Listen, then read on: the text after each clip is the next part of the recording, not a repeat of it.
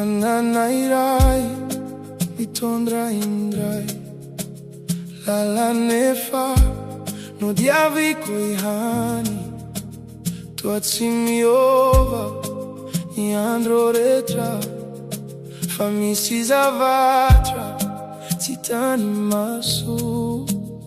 Olona mijery milaza hoe mitovy, fa ianao mahalala ny ao anatiko.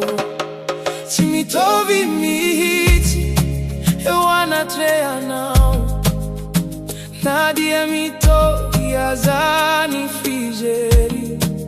Ny tsirairay voarakitrao, tsy misy very eo aminao.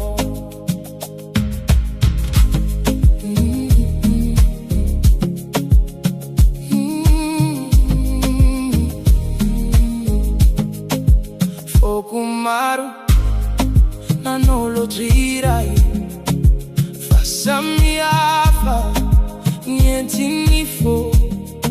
Ny mason'olona mahita fitovy, fa ianao kosa mahita ny marina. Na dia mangina na tsy daza, tsy very zany aminao. Tsy mitovy mihitsy eo anatrehanao, na dia mitovy aza ny fijery. Ny tsirairay voarakitrao, tsy misy very eo aminao. Andro isan'andro miangonao, fiainako lasa fanatitra. Tsy mitovy tsindro didiako, hitanao avokoa. Na dia lalaniray nodiaviko izao, ataonao vaovao hatrany. Izay entiko tsy ho very,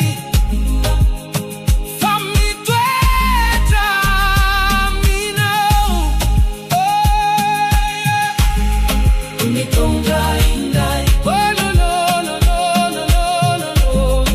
Mitondra indray, oh no no no no no no no.